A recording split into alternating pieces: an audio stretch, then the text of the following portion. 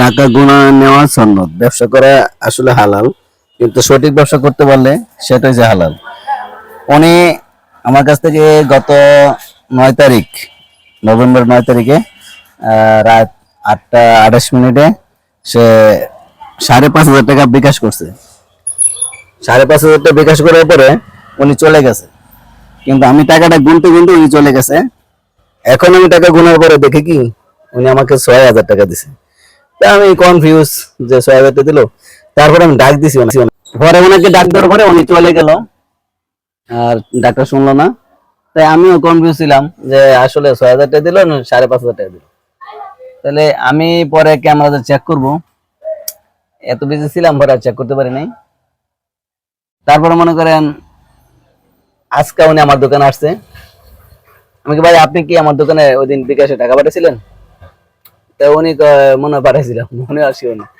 আর আমি কই আপনি 4 থেকে 5 এমন একটা অ্যামাউন্ট পাঠাইছিলেন, 4,500 বা 5,500 এমনই আর কি।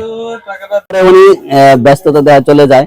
আমি ওনাকে বললাম যে ভাই একটু দাঁড়ান, ঠিক আছে? দাঁড়াইলো, ভাই একটু আমাকে দরকার, আপনি যে ওই দিন টাকা পাঠিয়েছিলেন সেই কোন নাম্বার পাঠিয়েছিলেন সেই নাম্বারটা আমার একটু দরকার।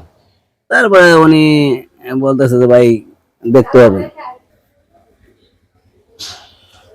তারপরে ওনাকে রিকোয়েস্ট করার পরে উনি নাম্বারটা দিছে। তারপরে আমি কোন টাইমে পাঠাইছি তখন দেখলাম কি যে অমুক তারিখ ওইটার সময়। তাই আমি লেখা রাখলাম। তো ওনাকে আমি বলি নাই যে আপনি টাকা কয় টাকা দিচ্ছেন কি আসলে, উনি তো বলতেই পারে না কয় টাকা পাঠাইছি, ঠিক আছে? তাই আমি কই আমি একটু শিওরই নেই। তারপর সিসি ক্যামেরাতে টানিয়ে দেখলাম যে উনি আমাকে ওই 6,000 টাকা দিছে। 6,000 টাকা দিছে, এইমাত্র আমি দেখলাম আর কি, মানে এখনো তাকে আমি বলি নাই, বলবো। তাই আমি আগে এই জন্য চেক করে নিলাম।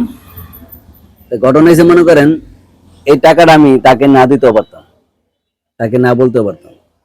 আজকে কয় তারিখ? 9 তারিখ, আর আজকে হয়েছে আপনার 19 তারিখ। 10 দিন হয়ে গেছে উনি আমার দোকানে আসে নাই। তারপরে আজকে আসলো। তা আমি অনেক পরিচিত, আমার দোকানের সামনে একটা কারখানা আছে, সেখানে সে অফিসিয়াল বই বসে, তাই মাঝে মাঝে আসে আর কি। কিন্তু আমি আবার বলছি ওনাকে যে আমি আমি একটু দরকার আছে নাম্বারটা, এই জন্য লইলাম। উনি এখনো জানে না যে 500 টাকা আমার কাছে আছে। আমি বলবো একটু পরে বলে দেবো তাকে।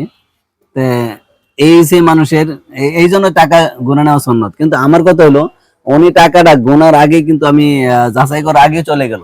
এই দোষটা কার আপনি বলেন?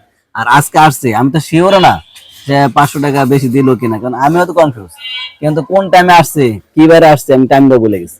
তাই এখন আসার পরে আমি সিসি ক্যামেরা দেখলাম যে আসলে আমি উনি আমাকে 6,000 টাকা দিয়েছে। ভিডিওটি যদি বিন্দু পরিমাণ ভালো লাগে তো অবশ্যই একটা লাইক, একটা শেয়ার দিবেন। সবাইকে ধন্যবাদ। আসসালামু আলাইকুম।